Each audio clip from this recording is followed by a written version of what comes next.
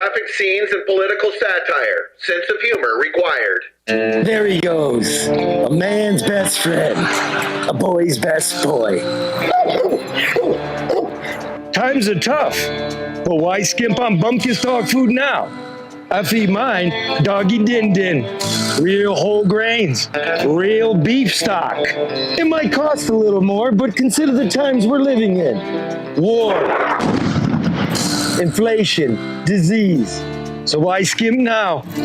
You might have to eat the old feller later. Doggy din din, a meal within a meal. It's a dog-eat-dog world out there, so make sure your meat is marbled and raised with love. I love you so much, boy. I could just eat you up.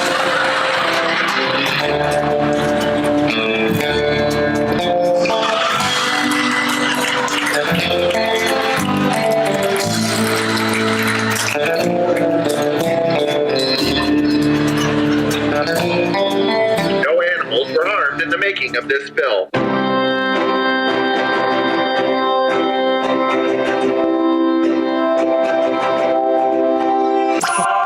No bullshit.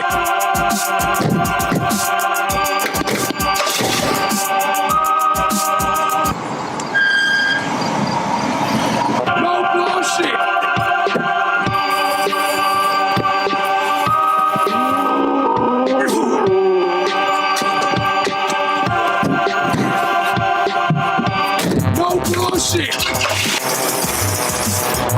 Let's just end breaking news. No more bullshit. No more bullshit. No bullshit.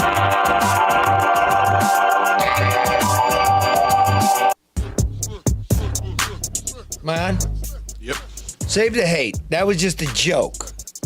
I'm not going to eat my dog. I will eat my dog if I have to eat my dog. But I suggest for this Lenten season, you go down to American Coney Island and have a pollock sandwich. They're back. Oh, wait a minute. How did you guys get fish and I didn't? Because you won't come out of your COVID cage. It's over. I have a broken foot, Charlie. I can't get out if I wanted to. You broke it on purpose. You're such a COVID chicken shit that you beat yourself with a hammer. You don't want to come out of your cage. The whole world's going on, Karen. Come on down to the corner of Lafayette and Michigan Avenue in Detroit and get yourself a delicious cod sandwich every Friday. That's Pacific pollock. That's a fresh tomato, lettuce, cheese, delicious bun. I'm gonna leave it at that because pretty good. Look, the fucking guy. What? Huh? Man, dude, do you understand what's going on in the world? And you're showing off, shoving the fish in your face like this. Okay, look, we're trying to stretch this little thing we're doing in this basement in Ferndale, Michigan, on the lower level, yes. And we're trying to go worldwide. So if we have some technical difficulties, forgive us. But we're going worldwide. We're going to Ukraine today. Then we're going to the State House of Michigan. Then we're going to Capitol Hill in Washington. We've got GM. We've got Ford. We've got COVID. We got the nursing homes. But the world has its eyes on the Ukraine. And I want to. This is a great honor for me. Agnieszka Lichnerowicz. I got that, right? Was that good? Yes. Thank you. This woman, she's a Polish journalism for TOK FM. That's Poland's largest news station, where she's the host of Worldview. And she is a complete badass. One of the world's greatest reporters and thinkers. Absolutely. She's covered everything from Myanmar to the Crimea to the Arab Spring, and now she joins us from underneath a blanket somewhere in the Ukraine. Agnieszka, how are you, girl? Good, but not good. I mean, the situation here is my worldview is collapsing, and I hardly understand anything. It's really difficult to cope with what's going on here. Let me start with this. You are based in Warsaw, but you're somewhere tonight in the Ukraine. Can you tell us where? Yeah, I'm actually safe. I'm in the western part of Ukraine, the part that has not been military attacked in the last week by Russian forces. The attacks are concentrated around and on Kiev and southern, eastern, northern cities. The western part is still relatively safe, and it's so I am here, and I'm from that perspective safe. I'm trying to understand what is actually going on and how are people reacting and understanding and preparing for different scenarios of the war. Are you trying to make your way to Dnipro? Yeah, that's what I was thinking. My colleagues are in Kiev. I am, I would say, social war reporter. I've always been more interested in people's reactions and during the war than the artillery itself. So my colleagues are in Kiev, or I have colleagues in Kharkiv. And Dnipro is also one of the cities that is still relatively safe.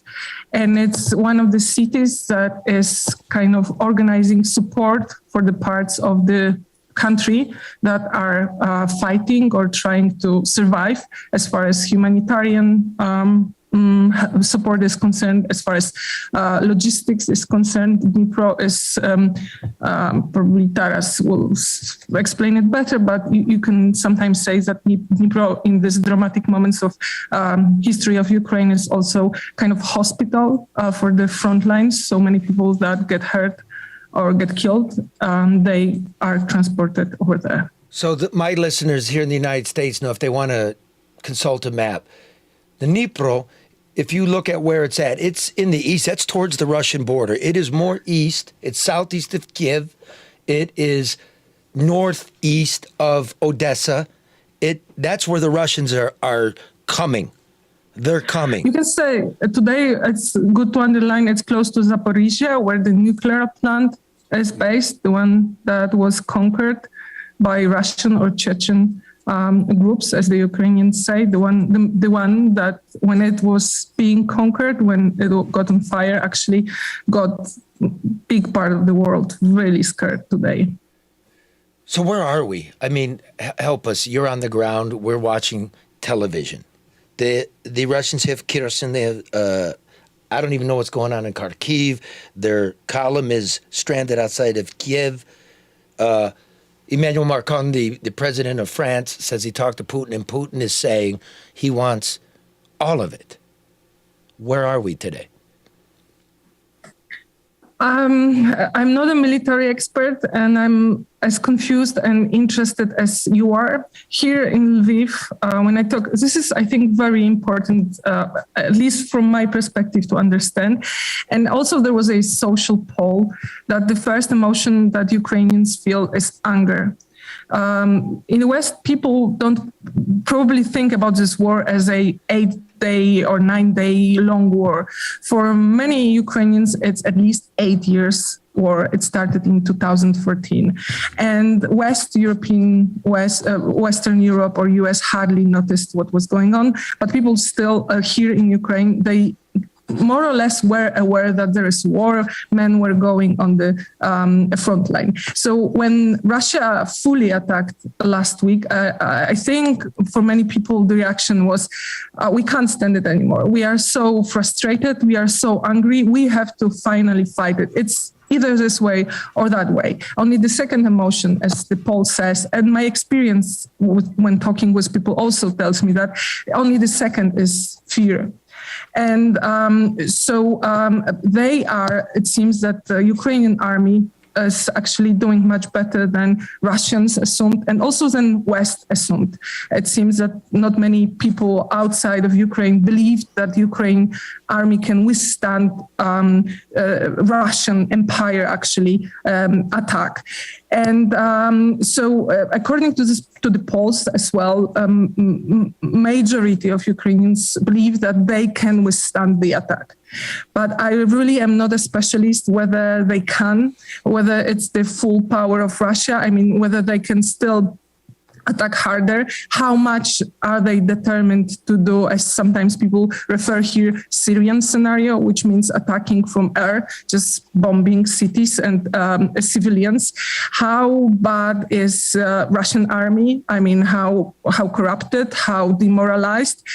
When you watch these videos or memes that Ukrainians and Ukrainian army is publishing, it seems that there is a demoralization. I mean, that many Russian soldiers are not, they don't know actually why they are fighting. They are not determined to do it. But I would not also underestimate the Russian army. So at this moment, really, when you talk to people here, at least in Lviv, but I also talk to my friends on phone, they assume every possible scenario. They assume that it may take another couple of days, weeks, and they are ready to win the war.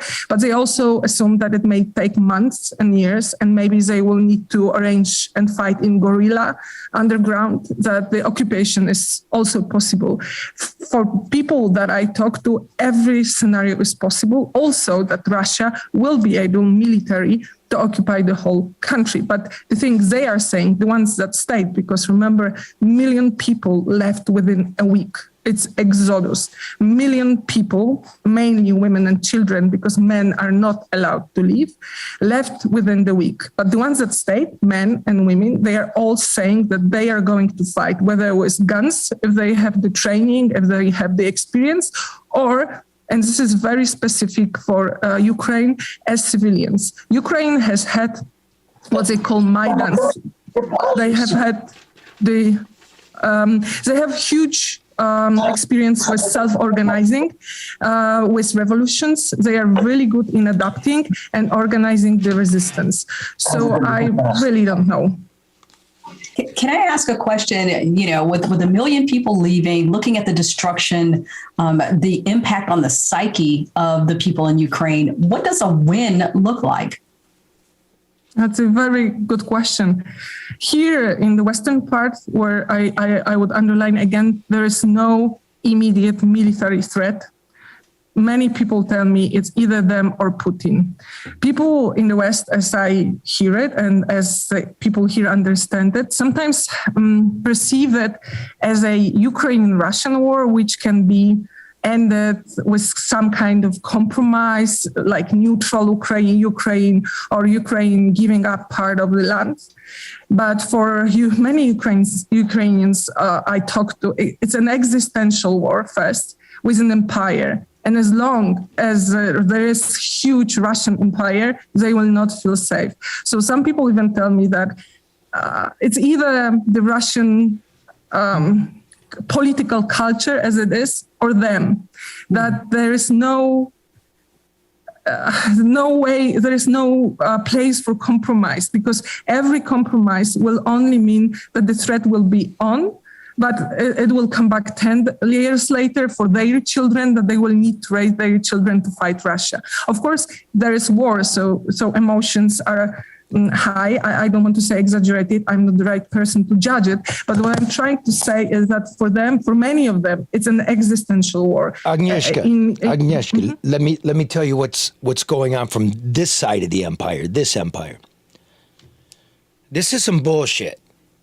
Okay, look, embargoes on Russia. The Ukrainians are on their own. We'll send you some Stinger missiles. We'll send you some anti-tank stuff.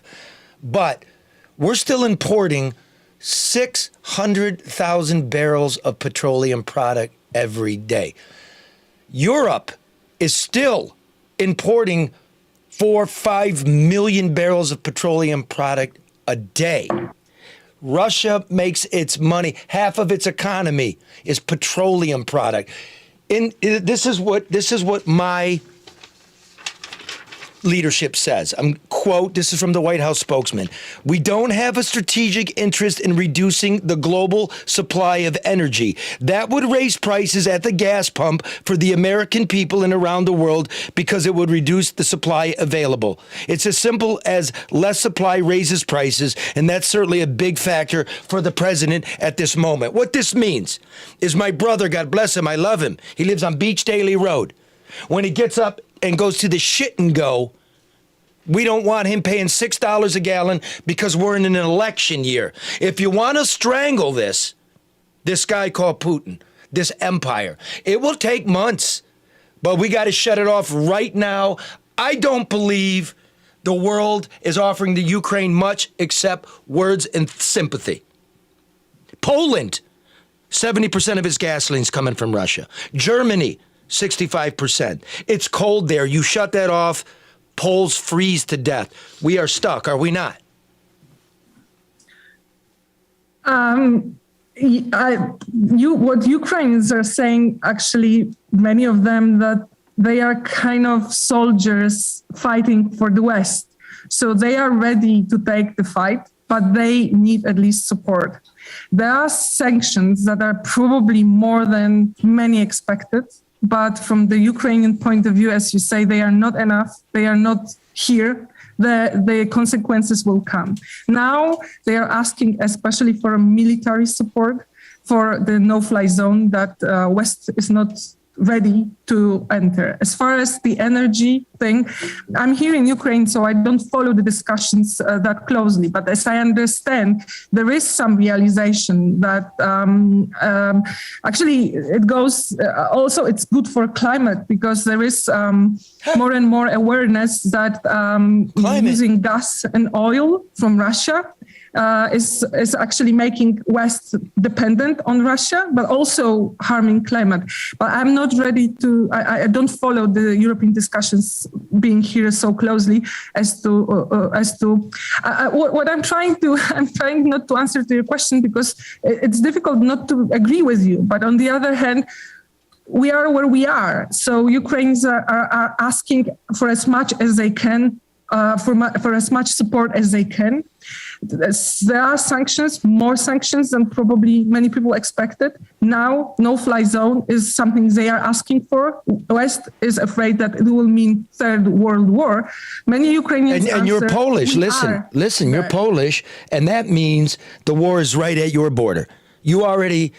Poland, look, Poland, if let's tell my people something about the great land of Poland and its beautiful people, was at a low simmering war with itself. The issues in Poland are very much like they are in the United States. Rural versus the city, conservative versus the metropolitan liberals, money, debt, refugees, the same thing. And now you're bombarded. I don't know, how are you going to care for 1 million Ukrainians when you're broke?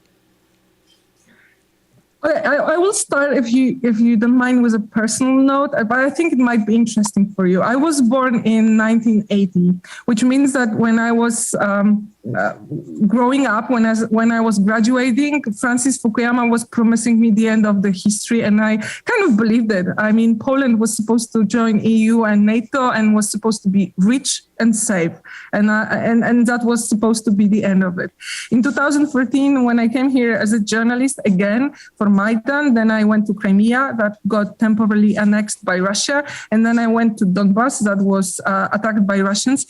I understood that the promise of Fukuyama is over. It's not true. What I'm trying to say is that thanks to Ukraine also, I got used to thinking that, yeah, we may have to give up our, maybe not give up, but at least decrease the comfort we are living in. It's not possible to keep up the way we were living. As far as Ukrainian refugees are concerned, not millions in Poland for now, but there are some estimations that if the war goes on longer, we may have many more millions of Ukrainians abroad seeking some refugee. So how are we going to cope? For now, there's a lot of solidarity and enthusiasm in Poland, which is very interesting, because a couple of years ago, when Syrian refugees were coming and asking for help, unfortunately, many of the Poles were not ready to support them. Now people in Poland are really helping people. I mean, it's amazing to look at it. I'm also afraid how long will we be able to keep up with it? How long? I mean, many of my friends actually have Ukrainians at their own flats. How long can you live with people that you hardly know? How long will you be so full of solidarity. I don't know. I think we are really, many Ukrainians were telling me in the last years, the world is changing, and it really is. And we have to face it. This is monumental. The domino effect that's going to happen here. Now, I want to do this because he's looking all nutty. If you're listening, you can't see, but I got to bring him in. Okay, he's a homeboy. Agnieszka, you got to meet my guy here. This is Taras Petro. He's from Hamtramck, Detroit, Michigan, USA. What up, Joe, baby? Okay, let me just line this up. He's a freedom fighter. He's of Ukrainian descent. His parents are immigrants to the United States. He shipped his 2003 Hummer to the Ukraine a number of years ago because he didn't want to pay registration and fees, too many euros. So now this dude is driving up and down the highways in the Ukraine in a 2003 Hummer in a blouse that's half Old Glory and half Ukrainian flag, shuttling people with Michigan plates. What's going on, brother? Charlie, hello to Detroit. Anything to tell her? Tell us what's up, man. You're our guy on the ground. You are Detroit. You are Ukrainian. You've been to Kiev. First of all, let me do this, bro. On TV, all of a sudden it's become Kyiv. That's what how do you pronounce the capital of the Ukraine? You mean Ukraine? Yeah, Ukraine, without the, yeah. United States, the United States, come on. That alone, Charlie, could start an international incident. He's in a war zone making jokes. How do you pronounce the capital of Ukraine? Kyiv. Kyiv, that's a cave. Now, the Russians say Kiev. Okay. And we say Kyiv. Kyiv. Kyiv? Kyiv. Yeah, get it? Kyiv. Kyiv. Yeah. There's a Y and an I. Yeah. It's not Kyiv. All of a sudden we started doing that. I don't want to do it. Okay, listen, man. What have you been doing, brother? And you're out of your mind. Why are you doing it? I'm staying alive. Trying to stay alive. Extrapolate for me. I mean, what are you doing with your days? Well, I started my last week very hectically. I was woken up by an explosion at 5 o'clock in the morning. You can keep talking. And ever since then, I haven't. I've been sleeping off. I just actually woke up about an hour ago because that's how drained out I am. But I usually sleep on 2 or 3 hours of sleep a day or a night. And if I'm not sleeping, I'm going back and forth between the border, taking people to the border and then taking their husbands from the border back to the city. So are you taking people into Poland? No, just to the border. If I did that, I'd lose some time because it takes about 45 minutes to an hour to cross the border. So you're evacuating. You're helping evacuate people at this point.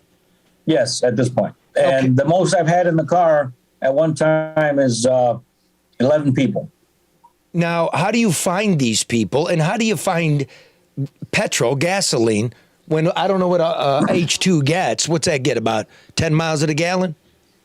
8 in the city. 8 in the city. 8 in. So, like, how are you identifying people, and how are you getting gasoline? Well, it's actually very easy to identify them at the border because there's not too many large SUVs, black in color, at the border. And whenever I'm there, it's like they start swarming. You know, like that. There's a perfect example when the refugees were trying to get on the plane in Afghanistan or Iraq to get to America. Yeah. They literally started running after the plane. It's kind of like that with me in the car. I got people running after the truck saying, you know, they just saw me get 8 people in the car and they want to fit 4 more in the car. So you're taking men back to Kyiv and you're bringing women and children from Kyiv to the border. Yeah. Well, not Kyiv, Lviv, because Kyiv is too far away. Okay. And how far is Lviv from the Polish border? It's about an hour away. when these people get split up from their wives and their kids, and you're driving them back, are they just? I mean, they've got to be crushed because of what's going on, but are they also just not excited is the word, but just ready for the fight? I mean, what is their mentality when they get split up from the rest of their family? Well, they are, but they knew the inevitable. They knew that they might get split up because there is a loophole in the system that if you have mostly 18 to 60-year-olds aren't allowed to leave Ukraine. Men. Men, yeah. But if you are a father of 3 or more children, then you can leave, provided you have the right, I guess, certificate, if you call it, or clearance that you have 3 or more children. Or if you have a medical exemption from prior to when the war started, which means prior to Thursday, then you are not obligated to fight, or you're not obligated to be drafted. The problem is now, if you don't have that certificate, you can't get it because the draft office is closed, the passport office is closed, almost every single government agency in Kyiv is closed. You can't get your passport. You can't do any government business with the government because they're all closed. Yeah. Well, so what does that mean? Because who? Well, wait. No. I'm not interested in some men trying to get out of Ukraine. I'm more interested in the men that turn around and gonna fight the motherfuckers that are shelling their homes and starving their people. I'm more interested in that. And not only that, but Charlie, I get people that write me or call me. I don't even know how they get my phone number. They write me and call me saying, hey, I'm in this country or I'm in this city in America. I'm a former Marine. I want to come fight and help the Ukrainians. Well, it's kind of hard to direct them as to what to do when I'm here and they're there. And plus, I don't know if this is accurate or not, but it's my understanding if you take up an oath of a foreign army, you could lose your U.S. citizenship. No, here's the deal. I'll tell you how it works from here. You can fly into Warsaw. You can take the train to the border.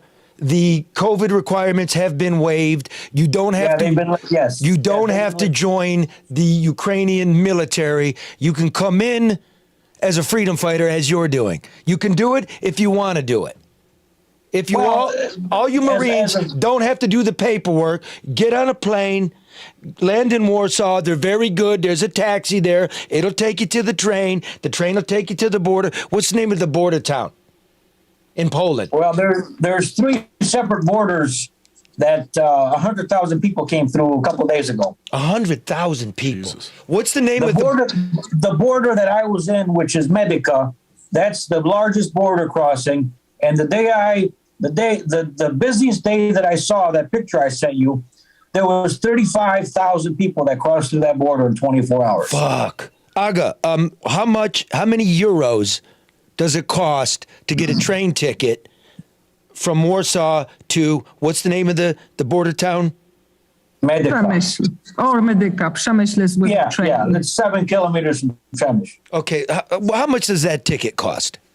It doesn't cost a lot. And I will add that the Ukrainian government is actually inviting foreigners, not only of Ukrainian origin, but foreigners to join legions.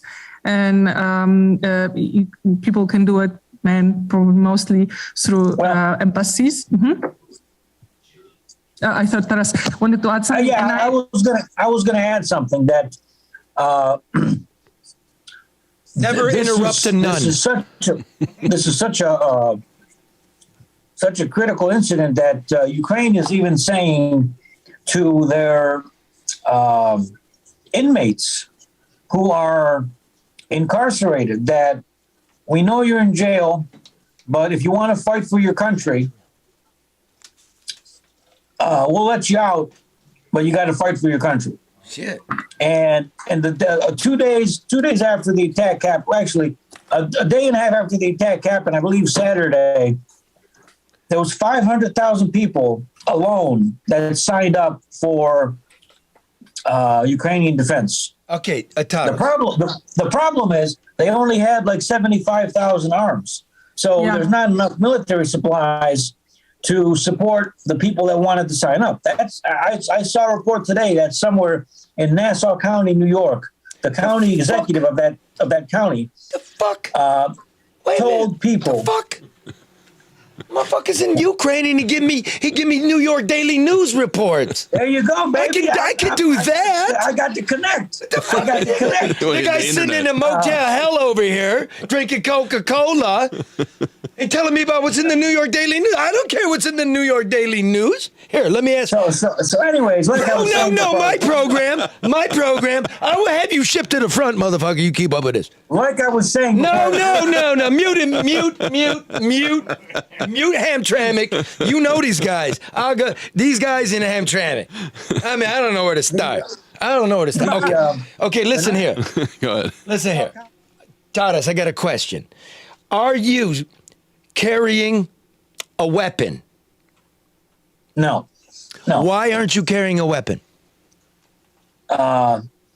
First of all, it's not a wise idea if you don't have the right documentation. Even in a war zone, plus it'll only cause more problems.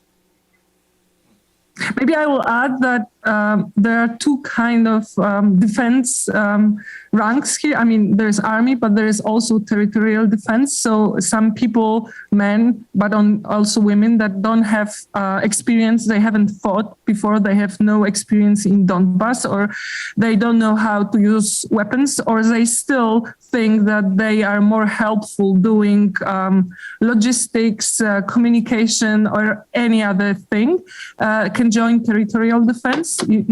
So far in the conflict, Ukrainian army does not need that. I mean, there's enough people to fight on the front line. So they are also asking men and women as well to join the territorial defense, to organize. For example, there is hardly any police in the cities. Somebody needs to keep watch. Or cities like Lviv, for example, you mentioned, have not been attacked, but they may be attacked. So they need to... I have to add to that, actually, because when this started originally, Thursday, they already started having air raids Thursday afternoon or Friday morning. There was already Ukrainian military National Guards that were in Lviv.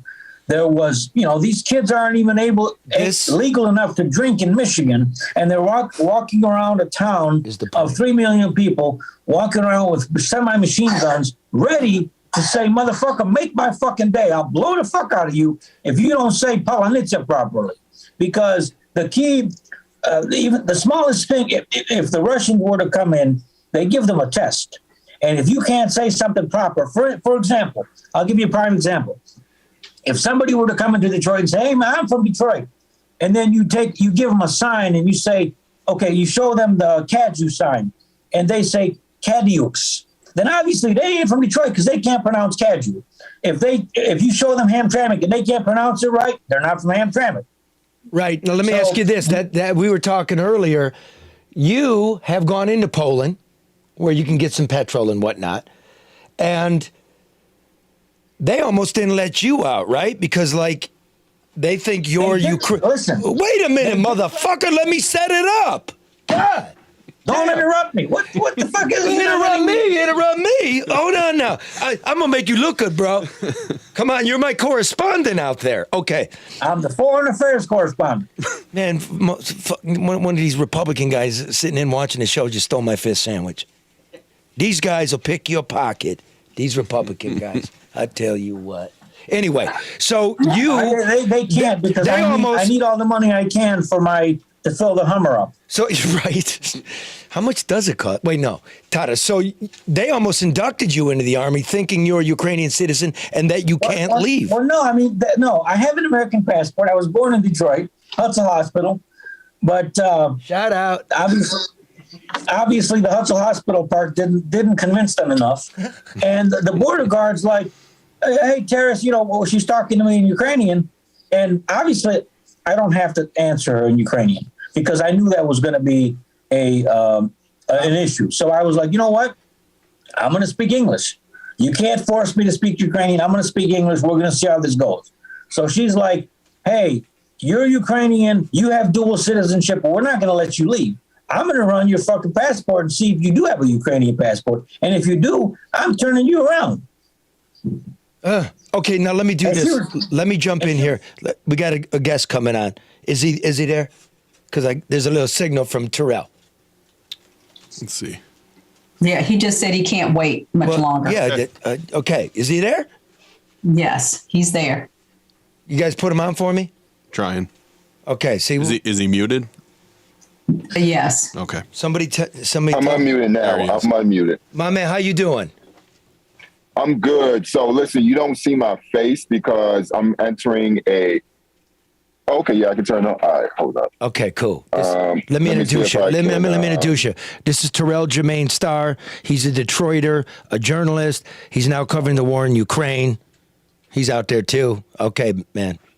There you are. How you doing, dude? How you doing? Real good, man. I'm good. Yeah, I'm doing good. I'm actually with my good friend Andre. We are taking refugees from Kiev and going into Kiev, taking them out and taking them to the Slovak border. So I'm writing about him. So I'm just kind of going along for the journey. And then I'm taking people on Twitter along with the journey as well, Twitter and Instagram. And I got to tell you, Terrell, I talked to Yolanda Cabell yesterday. She said you were crazy for still staying around. You know, man, it's like... you know who I'm talking about, right? I think vaguely. You guys went to the prom together. Well, gee. The fucking high school prom. Okay, do me a favor. Mute Taras for a minute. Fucking high school prom. We're in the middle of a war zone and you talk about the high school prom. Would they play for the high school prom song? Stairway to Heaven? My high school prom with the Yolanda Brantley. That's who I went to prom with. Yeah. While we're at it, I went with Mary LaPerna. Shout out to Mary LaPerna. Let's get back to human history here. So, Terrell, what are you doing there, dude? And how's it going? Okay, yeah. So I'm here as a journalist, and I am covering this war basically from the human element of it. And so I have done a lot of television hits. With CNN and MSNBC, where I was on the scene covering, fake news, the aftermath of airstrikes, and I've also right now I was with a volunteer territorial defense unit, and I'm now with the member from that unit who is taking refugees from Kiev to the Slovak border. But I'm capturing all of these stories, and I'm writing about it for Rolling Stone. I'm also broadcasting with MSNBC and CNN as well. How's it going for the people, man? You're in Kyiv, and what is it like for humanity? It's traumatizing because it's constant air sirens, and you're dealing with people who, because the Russians are encircling this place. So one of the things that you have to get used to eventually is possibly a Russian checkpoint, right? And so the city is being attacked, it's being bombed, strikes are going against it, but the interceptors are hitting a lot of these missiles. So if it wasn't for the air defense system, the city would be a much graver danger than it is. But these people, all things considered, are hanging in there, given the fact that they're largely outnumbered and their military is fighting very bravely and actually has foiled a lot of the Russian offensive. But the thing is, man, is that one, they just have a lot more, they just have a lot more missiles in their arsenal, and then they also just have more troops. So, that's let me ask you this, issue, bro. Let me ask you this, well. because you got the Russian disinformation as well. So you can tell me, your own eyes, that the Russians are shelling civilians, apartment buildings, universities. They are. I was there. Yes, they are. In fact, I was. Yeah, there, they are. And I saw. Yeah, and I was on the scene, and I did a live broadcast from a building. Yeah, that was it. Absolutely, they're doing it. And I've interviewed a woman whose house was destroyed by an air-to-ground missile attack. They're doing it, and I've seen it with my own eyes. I don't understand, man. Terrell, can I ask you a question? Are you afraid? Yeah, I mean, I think I would be. If you're not afraid, you're stupid. So Yeah. You told me, that's the thing. Terrell, So- you wrote me this morning. You said, I got PTSD. I go, no, man. You got TS. You got trauma syndrome now. The post will come later, man. This is war. All three of you are very brave people, and I honor you. And I thank you for sharing with us. But go ahead, brother. No, I appreciate you. So basically, yeah, I am. And I'll tell you what it's like, how your body and your mind functions through the first 7 days, because it's been a week of war. So the first day, I was just shocked, and I wasn't in my body. And my boy Andre picked me up, and I walked past his car about 100 meters, and he kept yelling my name, and I didn't hear him. I just happened to turn around and see him, and he's yelling my name several times. And then I guess on the fourth or fifth try, I heard him say my name, and I went to him. I was in shock. The second and third days, it was difficult to eat. Wanted to vomit. I also was just, it was a dizziness, and you started getting paranoia. So I'll give you a short story of it. Basically, I was looking outside of my window, and I thought that a column of Russian troops were outside of my window. And you know what? You're exactly right, because every time, the first couple days after the shit hit the fan, These fucking Detroiters. the first thing you do is, if you hear something strange outside, you think either one, somebody's coming, or two, you think something's going to fly through the fucking window. I did. That was the whole thing. So listen. Hey, Aga, wait a minute. I'm going to get it. Aga, listen to these puppies. This is their first go around here. Yeah, boys. That's what I'm saying. So y'all thought you were Hemingway, and it's fucked up. There's nothing gorgeous about it. Right, Aga? No, because you have a house full of people. Well, we understand. And you have a big picture window. My point is, brother, Aga and I have been through a few of these. Like, it seems like the most important, the crescendo of being a journalist. And then once you do it, it's the saddest thing you can ever see. That I don't like doing it. Aga, you? I don't, and that's the thing. Yeah, because the thing about it is that night I was walking around my apartment with a knife, and just thinking that somebody was looking at me through the peephole in the door, and I was like 10 feet away from it, and I had this knife, thinking that somebody's going to break down the door. And listen, this is how paranoid I was, thinking that I'm going to use a knife to kind of take down, like a group of Russian soldiers, right? Oh, so you were going to bring a knife to a gunfight? Yes, literally. Yes, literally. But that's how my mind was working at the time. And a friend of mine called me just to kind of walk me through it and walk me out of it. Because ultimately what it was outside, it was just a bunch of people who shouldn't have been out there because it's curfew, And so that was what that was. But then you go into the following nights where your body gets over it, and then you finally accept the fact that you're in this zone. And so what is actually, but here's the thing, it's actually healthy that you recognize this. It's actually unhealthy if you don't feel anything. And let me say this. I'm sorry, Taras. Let me say this. This is important right at this moment.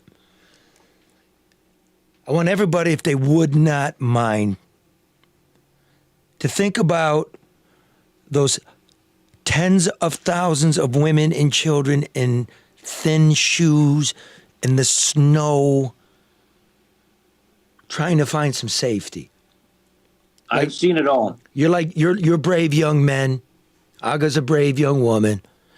I guess as I understand, 15,000 people living in subway in Kiev, and the president of Kiev said that they are ready to host 100,000 people over there.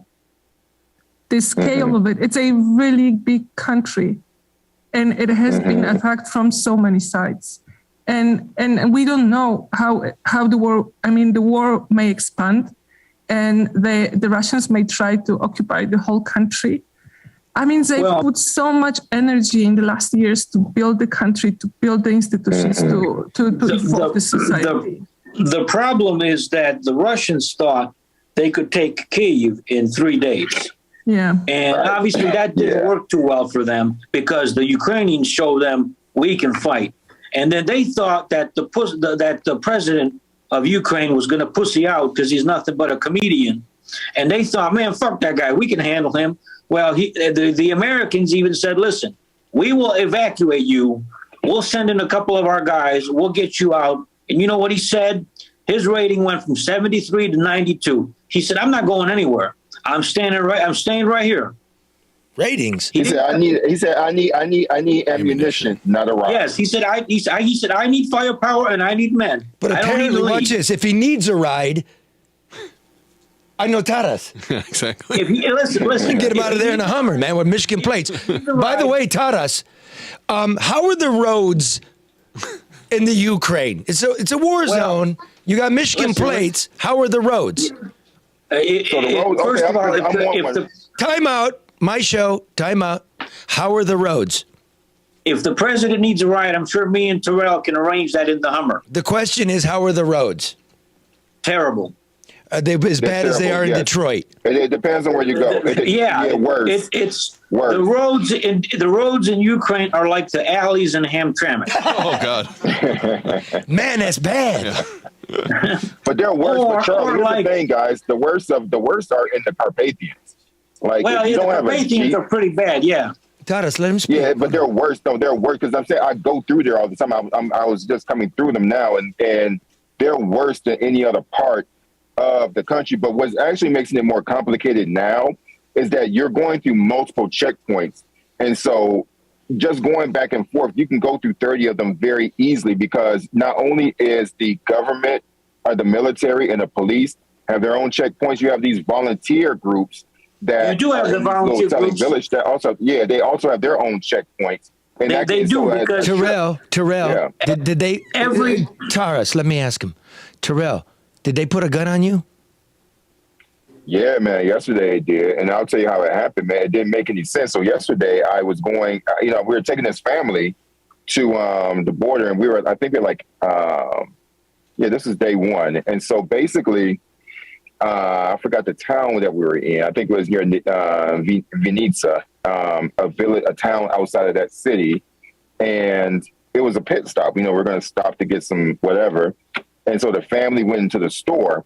I saw a building that was kind of bunkered down a little bit, and it looked like interesting visuals. So I did what I usually do, man. I was curious, so I went and I approached him slowly. I didn't have my camera on me, and so it was about I would say 7 to 10 volunteer guys. They weren't government, and so I went up to one guy, and then he was like, "Yeah, it's interesting." The first thing he said to me was, "Where are you from?"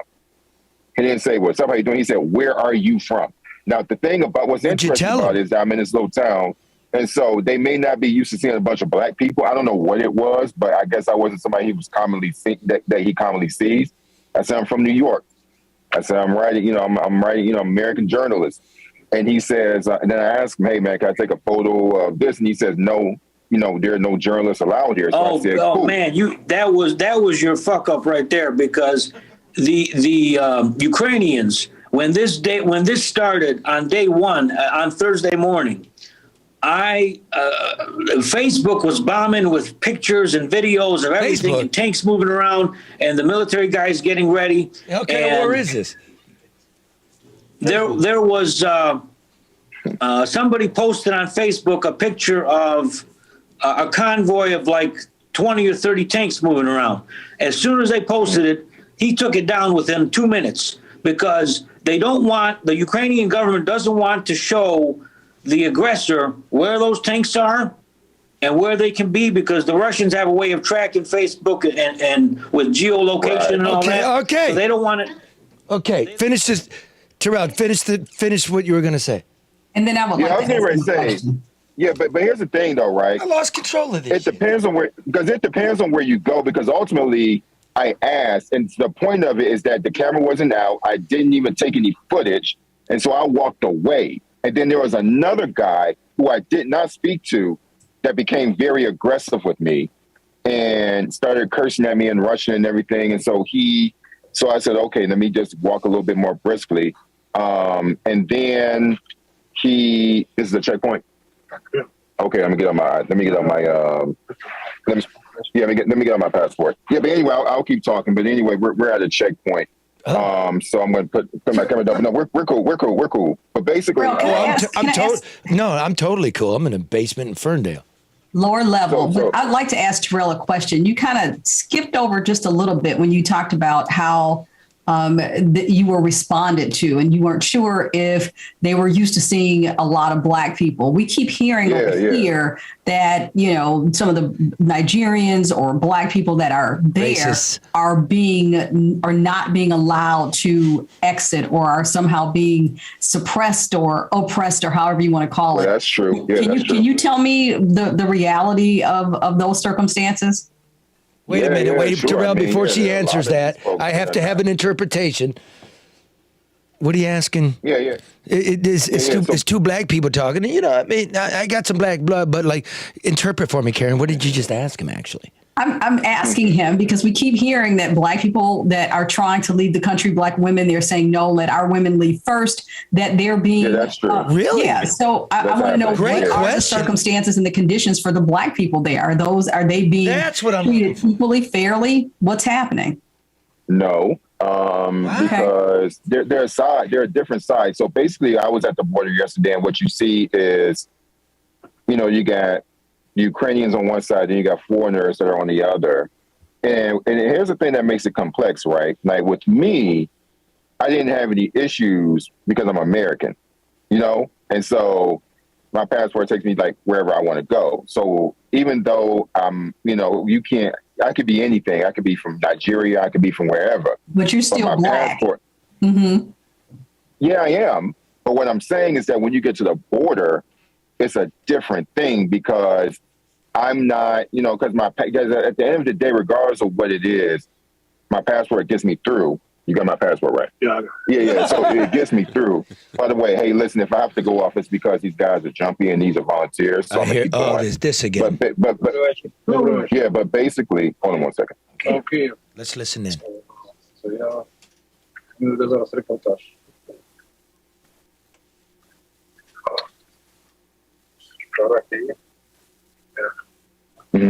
All right, cool. It was no problem. So they just it's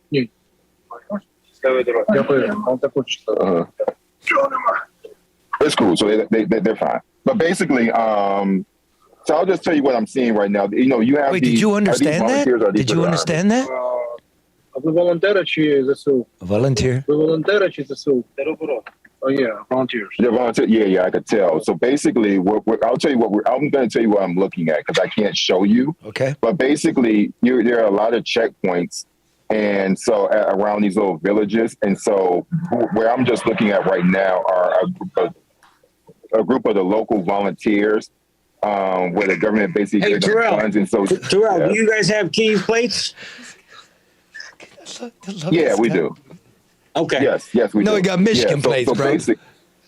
So basically, they're going through every vehicle, searching it, you know, security reasons, et cetera, because the thing is that you have several tours that have come through here, and they fake to be, you know, civilians, and they ambush these, these checkpoints, right? Just to cause chaos. And so, hold on, let me see if I can give you a little something real quick. You see this? Something. See it? Yep, sure do. You see it? Yeah. So basically these are. Looks like a dreary. It looks like a town in Kansas, like four corners. Yeah, I mean, pretty much, right? So basically, you go through it, and this is what holds up a lot of the traffic. And so a trip that could take you a matter of 6 hours can take you 18. But at any rate, let me finish that point. You're absolutely correct about the mistreatment and differences, you know, in how the African students have been treated. And in fact, when I went to I would say my experience, like when I went to the border, again, because I'm American, yeah, I am Black, but your passport is a game changer. And so I was escorting a family anyway, right? Now, if you are somebody that's a student, their whole thing. Now, during a refugee situation, they're just supposed to let you go through anyway. But the problem is that there are a couple things here. One, if you are a man between the age of like 18 and say, I think 40 or 50 or something, they expect you to stay here and fight. So you can't leave anyway, right? That's the thing. And then they did prioritize women and children. Now, again, there's a reason for that, because the women and the children are not necessarily going to be there to fight, and then they're considered a liability. Just to be, I hate to talk about human beings like that, but in a war, that's just the way it is. But then you got the other people, then you got the other students. And so everybody's trying to compete for space on the bus, right? That's ultimately what it comes down to. They're competing for space on the bus to get to Poland, Slovakia, Romania, Hungary. And yeah, they are prioritizing their, not only prioritizing their citizens on the Ukrainian side, but yeah, you see, you see, and people have reported, and I've seen this where people are complaining about not only just not being stopped, but just the way that they're being treated and the racism that came behind it. That is happening.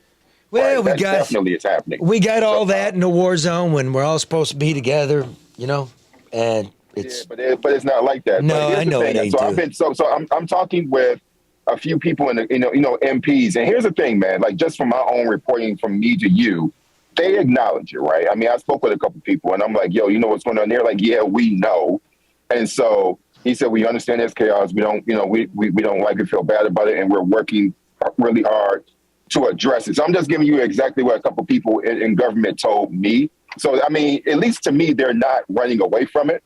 But I'll tell you another thing, too, that I see at the border. A lot of, the police and like the professionally trained military are cool. It's the guys and the what do you call those guys? The militia, man. Look, the militia. They're the ones. They're the assholes. Yeah, right? But now watch this. Look, okay, let me get control of this show back. They're the ones that are called. Let me get control of this show back. Here's what's going on. Y'all looking for a way. You want to get over there. You want to be part of it. You're looking to be a man. You want to fight something you don't understand. They want to, this is what's going to happen. You're going to walk into something you don't know in a dreary, dark town. You can't speak the language. Be real careful before you get on that plane to Warsaw and take that 15-euro ticket to the border. Be real careful. What I think we need to do in this country is decide, is this a television show? Or is this the most cataclysmic event to hit Europe? Which, when Europe goes up in flames, the whole world goes up in flames. I think we know history. We have to decide what it is. $6 a gallon worth it in the midterm? It's not short term. It's not short term. Well, and we can't even get, I don't know about Terrell, but the normal cars, obviously, my Michigan plates come in handy sometime. Because yeah, they give me, they say, well, we have a 5 gallon limit or 5 gallon limit. I'm like, look at my truck. Yep. How are you going to give me 5 gallons? I'm going to go 2 miles and stop. Yeah, you got to go. Listen, we've gone through the same thing, right? So listen, they have limits. So I think what they have so Andre, I think they have like 5-liter limits and like 10-liter limits like that. It's 20 liters. Yeah. Well, no, it's lower. No, it's lower. Like we wish we could get 20 liters, right? So it's 20 liters out by Lviv. Okay, well, it depends on where you go. You know what I'm saying? It's gas station to gas station. And so we can get some places it's 5, some places it's 10. And so it's a fucking war zone, guys. Done is we stop. You go to anytime we get to a certain level, just to make sure that we stay full. We stop at a gas station like every 30, 40 minutes, something like that, just to make sure we're at the top. Just in case. And so we add up like that since we can't get a full pump. Yeah, just in case. Terrell, do me a favor. Are you still on camera? No, you don't want to go empty because that'll be bad. Hold on. Are you still on camera, Terrell? Hold up. Let me see here. It said that you cannot start your video because the host has disabled it. The host disabled the camera. Okay. Is Andre? Can Andre hear me? No, because hold on. Here's the thing. He can't hear you. On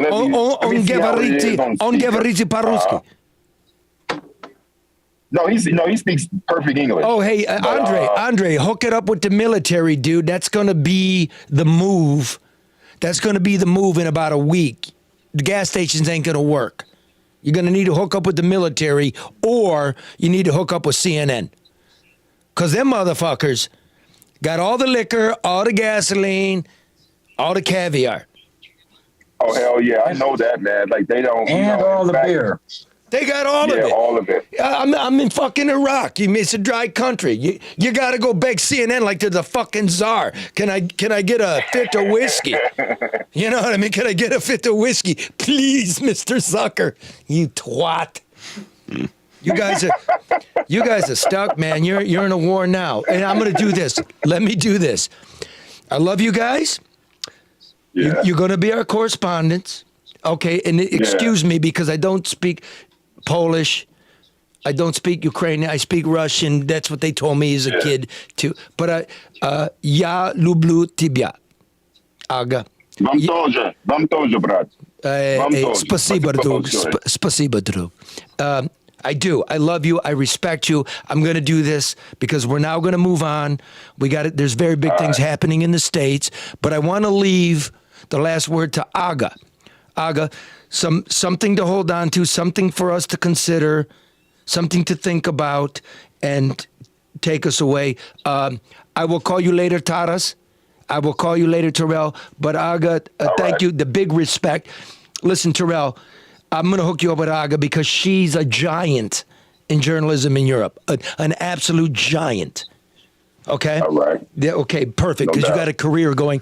Real quickly, well, how can people donate to keep you there? Real quickly. Okay, if you go, you go to the top of my page on Twitter, and you'll see my links to Cash App, Venmo, and PayPal, and people can donate to support my work there because I'm independent and nobody's paying for me but me. Okay. And what is your Twitter handle? Oh, yeah. Terrell J Starr. Terrell J Starr. Starr. At least Detroit, man. Detroit, Michigan. He's one of ours. Brooklyn, he's one of yours. Georgia, he's one of yours. Support the guy. Help him bring the information back and help a young dude get the career going. He's risking his balls. Taras, I will get a hold of you. We'll figure out what to do with you. Aga, please give us the philosophy. I don't have the philosophy. I have two things that I think are important for me and I learned from here.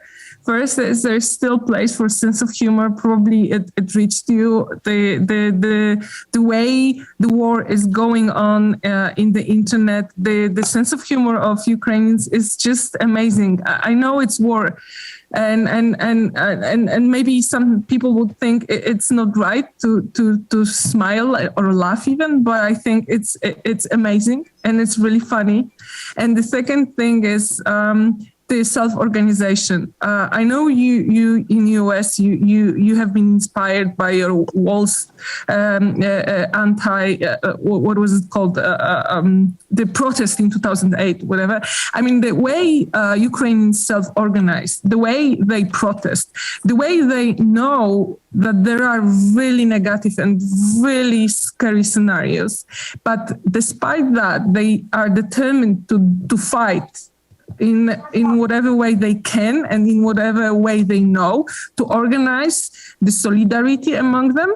It's amazing, and they've learned it. They have had so many revolutions and so many protests that the society it's truly in a way democratic. It's really inspiring in this moment, and I think it gives them strength, and I think it gives them hope. And if you look into the polls, they really believe that they can win, that they can survive attacked by one of the biggest armies in the world. And we'll leave it at that. It's amazing. I'm thinking of the people. Fight. Okay. And can I? Yeah, Taras, go ahead. Can I? I need to say a couple things that really have pissed me off. I'm gonna give you one thing. You get one thing. That was a beautiful. I said she got the last word, Hamtramck. I'll give you one thing. Go ahead. Don't mess with Hamtramck. And we'll leave it at that. That's Be safe, man. Man, them Russians are fuck, man. Hamtramck in the house. My man. Yeah, baby. I'll be in touch with you. Listen, man, again, I'll be safe, please, above all else. Okay, I'll say good night. Dzień dobry. Okay. Dobry wieczór. Do widzenia. Do powodzenia. Do usłyszenia. Nie, paka. Miłego wieczora. Okay. Ja, ty тоже. That's Powodzenia. I'm trying. Okay, see y'all, man. Now that you got what's it called? Can I finish what I was going to say? No, cut it. Bye. We'll talk to you later. You finished that Coca-Cola? Yeah. He's great. He's fucking awesome. He's hilarious. That whole hour, I'm just speechless. Was that an hour? Yeah, that was unbelievable. It really was. I don't know how they do that. And you really made Don't hang up. You guys just listen because we're going to let you know what's going on in the U.S. But we muted you, so stay there. I like the point you made, too, about there's a lot of bitching about gas prices here. Yes. So I think most people would give up a couple of cents on the gallon if we stopped taking Russian oil. Couple cents. I'm talking $2 more. I think how serious are you? I think people would do it instead of putting up messages on Facebook of support. Okay, that helps too. Let your pocketbook speak. Don't bitch about the gas prices. Accept the increase. Well, if we do this, the whole world is. You can't have 16-year-olds in Sweden making energy policy. Yeah. Yeah. We need 20-year focus on what to do. You can't set up a windmill and power the world. I want that. We all want that, but nobody in a position of leadership is willing to go there. We undid the planet in 20 years. It's going to take 20 years. Let's start directing ourselves, but I don't hear that. I don't want to pay an extra $2 a gallon for a long time, but if that's what it takes to choke them off, by all means. Oh, dude, you're an American. You're going to be like this. Fuck it. I'm done. I'm done with it. Okay. Fuck the Ukrainians. You know it. I'd like to think I wouldn't, but yeah, you said I'll pay it for like 2 weeks. I didn't say 2 weeks. And then a Republican fucking fish snatcher. I did not say 2 weeks. I'll just say that. They took the shit right out of my mouth. It's unbelievable. I didn't get to taste the fish. But paying $2 extra in a Honda versus $2 a week in a Hummer are completely different things, depending on your gas consumption. Premium gas, that's a whole other conversation, Mark. That's why I'm going to get a hold of Taras. I know he's still there, but we're not putting him on. Yeah. He is. But we got to raise him some money, man. Yeah. What do you think gas prices are going to do? Yeah, definitely. Okay, but I have neglected the underwriters of our program. Let me start out with Luke Nowacki. You're hearing what's going on. You're hearing about gas. Wheat just went through the roof. You got to remember, Russia and the Ukraine are the wheat basket of the globe. Whoop! Whoop! Them buns just went up. When it comes to security, you're talking about futures. You're talking about there's only one company. Oil. You like the market's up and down. Commodities, yeah. Do not guess. Go to a professional, wealth manager. I'm also scared for my child. I need to leave my child something because the future don't look really great. So I call Luke Nowacki, 248-663-4748 for rational financial advice. It's serious now. I've been saying this for, 175 shows? Yeah. 175 shows, man, don't guess. So pick up the phone. You're a clown if you are. 248-663-4748. Also, you need those roads fixed. Who could I call? You call ADR. Oh, yeah. I bet you could get something done in the Ukraine, but I don't think he wants to try. But leave that music. I don't like that. After all that I'm talking about. Why can't we get the roads fixed here in Michigan? You know why? Because the government stinks and the contractors got us by the balls and the aggregate they're using is poor and MDOT is not, put that back on, is not inspecting the roads as per the contract. If the state wanted to get its business together, ladies and gentlemen, if you want your roads fixed, you start shouting ADR. ADR. ADR. ADR. ADR. Already the damn roads. Already the damn roads. ADR. Call Barry Allentuck. Fix the damn roads. 248-318-9424. One more time. ADR. Already the damn roads. Probably your cheerleading experience is Thank you. probably valuable right now. 248-318-9424. And finally, Hall Financial. Well, give me the music. When I tell you to turn off the music, that's when you turn off the music. Turn off the music. Okay, put on the music. Turn off the music. Turn on the music. I'm getting you ready for the front. These are mental push-ups. Okay. Listen, you got a lot of equity in the house. You're hearing what's going on. I used to tell you, maybe you want to redo the kitchen. right? Maybe you want to upgrade to a higher house. Think about this one, folks. Your house is valuable. Interest rates are still low. They're still low. When I bought my house in 2008, the interest rates now are lower. What about a nest egg? What about put some cash in there at a low interest rate? You know, think about the world. What did I tell you? It's still there. Okay. It's still there. Think about this. Cash is king. Yeah. Markets up and down like a washwoman's ass. No, you don't do reverse. Well, maybe you want to do reverse mortgage.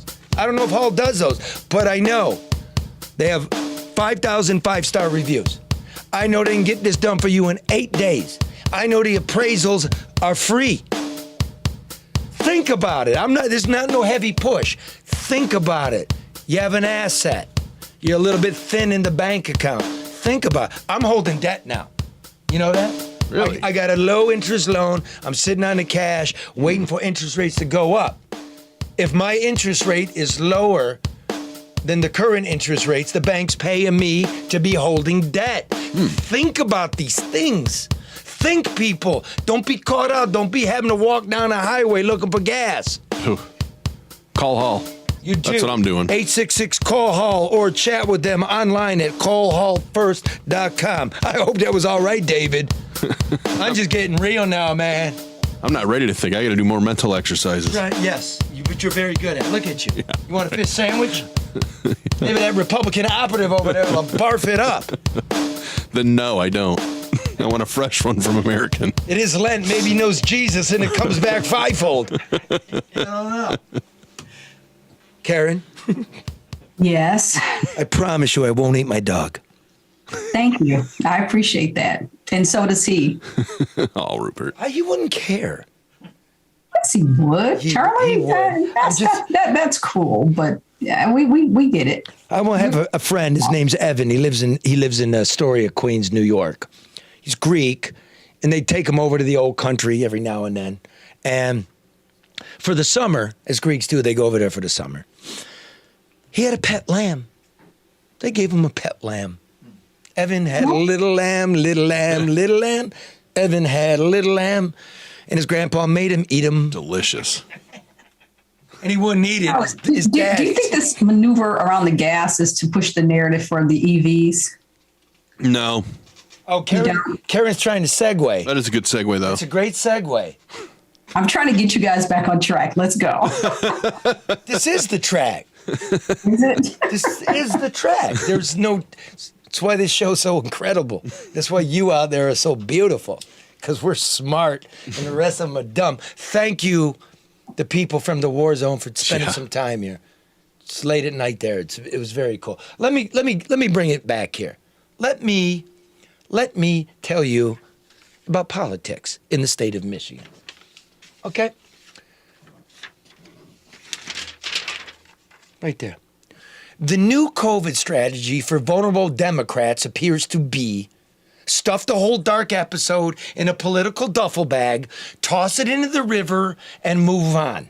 I quote here, "The more we talk about the threat of COVID and onerously restrict people's lives because of it, the more we turn them against us and show them we're out of touch with their daily realities." That from a memo from Impact Research, a consulting firm advising Democrats in this year's elections. It goes on to say, take credit for ending the COVID crisis phase of the COVID war and fully enter the rebuilding phase that comes after any war. Let me go for a while and then move it. Thank you. Which is good advice. Change the subject. Don't remind people of the lockdowns here in Michigan that shuttered businesses and sequestered our children. Move on to the next war in Ukraine. Hand General Motors $1 billion in incentives and hold a press conference. Send Lieutenant Governor Garland Gilchrist out in a suit to stare stupidly into potholes. Do anything. Just move on. But I'm not ready to move on. That would be moral bankruptcy. Because here in Michigan, there is still the matter of the nursing home dead. Mm-hmm. Governor Gretchen Whitmer and her health executives continue with the big lie that her nursing home policies saved people's lives. Her army of sycophants and pillow fluffers continue to pump out the now debunked narrative that, number one, her policies were so effective that deaths in long-term care facilities in Michigan are below the national average. And two, even though Whitmer signed an executive order requiring nursing homes to accept infected patients still hot with COVID into homes where people were healthy, they say that policy was never implemented. But Big Gretch is gaslighting you. The sick were, in fact, commingled with the healthy. You might remember those nursing home hubs. Let me let that sink in. Remember the hubs? Those 21 hand-selected nursing homes of last resort in Michigan that accepted the COVID sick from the hospital when there was no other place for them to go. You remember? Yep. Mm-hmm. Those cost homes, a lot of money. Though, you know how much money we gave them? $4 million. Jesus. That's how much money we gave them for just 21 homes to protect. Somehow this was going to work. Hanging plastic sheets. Those homes were supposed to be special, places that had separate nursing and janitorial staff and separate and isolated wings following special protocols because there were healthy but vulnerable elderly people living in the hubs too. So they're going to do an extra special job. Somehow, the worst facilities in Michigan, we're going to do an extra special job. So now comes the exclusive news, which is why you tune in here and you all know. According to additional data from that Auditor General's work product obtained by me from state legislators, those hubs failed to report 20% of their deaths. Put another way, 1 in 5 bodies were not counted as COVID deaths. They evaporated. You know that. We told you this as it was going on. But Whitmer and the press continued with the big lie, and that's called mainstream media information. That's the lie, not us. We're not some right-wing crackpot. We're not some left-wing goofball. We're regular. We work hard all week. It's not settled. Should we be surprised? Many of these nursing home hubs were never good to begin with. Half of them received below or far below ratings in their Medicaid grades before the pandemic, and 9 flunked inspections during it. You hear me? Wow. Half of them were bottom of the barrel garbage, and half of them flunked the inspections by the time the state decided to stop being afraid and getting back in there and taking a look. We've been through this. Whitmer assured us she made pandemic response decisions based on science and data. We now know the data was bullshit, even in the so-called hubs that the Whitmer administration insisted were well-equipped and well-monitored. Keep in mind, the independent report from the state auditor general, remember that one? Mm-hmm. Showed at least 2,400 more people dead in the state's collective nursing home facilities than Whitmer officials still won't acknowledge. A full 42% higher than the self-reported count by these facilities, which means Michigan is well above the national average, and there's a bunch more we're not even counting. So that puts Whitmer in the Hall of COVID shame right next to the bust of Andrew Cuomo in New York. This doesn't seem to bother the flapping fish of the corporate media who continue to bite the establishment line, hook, line, and sinker. Some want you to believe the Auditor General is a crank partisan hack. The truth is, the Auditor General never, not so much, as voted in a partisan primary or donated a single dime to a candidate. Never. What he is a decent and qualified public servant who does math for a living. caught out amplifying the governor's bullshit line throughout the pandemic, the press, to its great shame, has doubled down on spreading Whitmer's nursing home double talk, even when confronted with the mathematical evidence. You wrote lines and lines of this shit, and then you wanted to poo-poo it away. Shame. Now we're all supposed to forget this ever happened. The latest polls show that less than 50% of voters approve of Whitmer. Not good. But by my guess, she'll probably win re-election.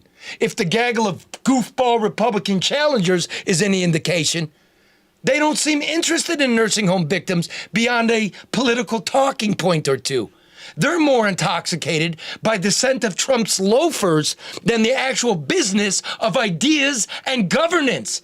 They tie themselves in knots trying to figure out ways to promote Trump's own big lie so as not to offend the big orange, without directly admitting it so as not to offend sensible voters like you and me come November.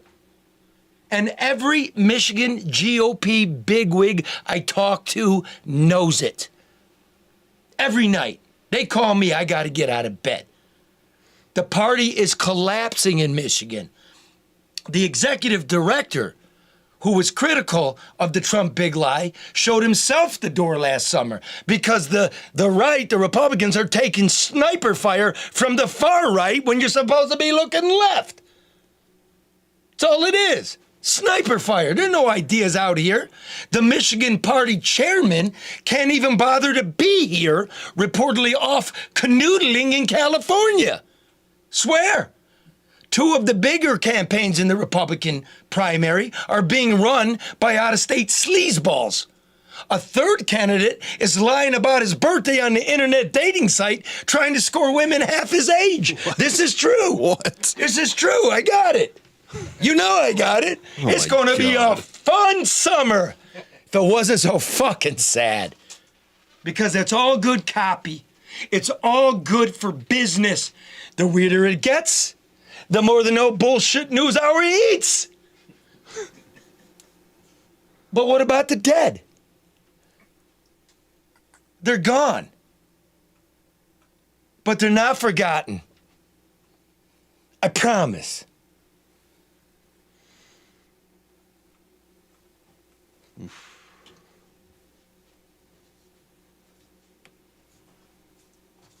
Oh, hi, guys. Hey. Well, anybody? Am I wrong? No. I understand why they don't want to talk about it, but it needs to be remembered because you know what? Next time it happens, you might want to get it right. Karen. Might want to get a little organized. She's like, yes. Politics, Karen. What's wrong? Look, we got nothing. This is my thing. At the end of the day, candidates, elected officials are really approaching their constituents as though they're stupid. They're treating them like they're stupid. And if we don't respond differently, then we're responding as though we're stupid. I mean, they're not giving us any substance. They're not treating us with any respect. They're telling us something one day and completely ignoring it the next day. I mean, how long have we been talking about the holes in the road? How long have you brought up very hard, justifiable data about the nursing homes? I mean, all of this stuff is can kicking, and we're allowing them to do it. And I resent being put in some position.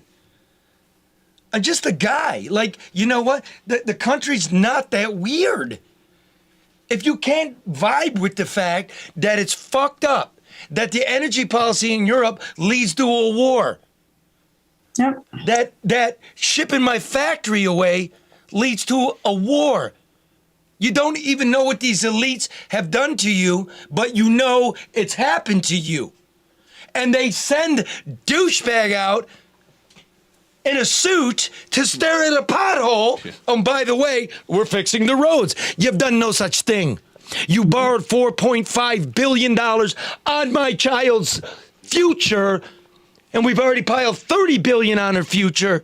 You didn't fix anything. The road's still You borrowed it, and it's... The roads are worse now than they've ever been. They know what happens every year. This isn't anything new. It's like people in Michigan, when they drive where the first snow, you think they'd never seen snow before. Like, this is nothing new, but every year we have this conversation like, oh yeah, well, this time I'm going to do it. It's like the little kid that keeps doing the bad behavior. Yeah, I know I didn't do it yesterday, but I promise I'm going to do it this time. And we say, okay, let's see. No, I fixed 3 tires on 3 cars in less than a month because of potholes. These are low. No, and just no, it's unacceptable. It is unacceptable. Yeah, okay, yeah, yes. Okay, now what?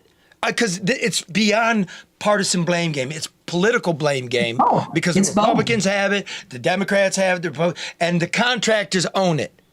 How thick is that? What are we paying for it? What is the aggregate in it? What is the life of the contract where you got to repair it if it breaks? And why is it we wait till the contract expires before we send the bureaucracy out to even investigate if it's cracked? If you know anything, and I do, I've done a few of these things. I know more than these clowns running for governor. And in fact, the governor who has spent her whole career in government because her daddy's rich, and that's fine. You get to have a nice little sweet, I sit on the backbench of the minority party. I don't really have any power. I never had to put a budget together, nothing. And now you're running it, and look at it. Wow. Wow. I got a war in Ukraine. Why don't we all collect some gas and give it to terrorists? Because at least he's doing something, trying to save a couple lives. Get him some clean socks and stuff in his mouth. Man, that motherfucker does. He does talk a lot. But he's awesome. He's great. He's the best. That's look what we did all today. 3 of them, yeah. That was so sweet. But I like his personality. Like, he wasn't sitting there. You didn't have to drag it out of him. And one other thing that I like about Charlie, nobody else on the show fucks up to you like that. He's still there? One step at a time, I guess. There he is. There's no stopping him. He's back. First thing would be, He raised his hand. at least Oh, let him in. What are we talking about? their He's on the phone, I think. Oh, okay, cut him off. All right, yeah, mute him. That's my man. I'd vote for him. Can he come back and run for governor? Fucking yeah, man. He like fix the damn roads. Fuck it. Get a 2003 Hummer. Which brings me to this. Before we're gonna wrap up with Zach Scrow, one of our guys here at the No Bullshit News Hour, who's mining the deep internet of the Ukraine, bringing you sights and sounds that you have not been given by mainstream media. You're getting that same ridiculous loop. But before we do that, let me play just a piece of President Biden's State of the Union address this week. This is nationwide, and it means a lot to us locally. Hit it.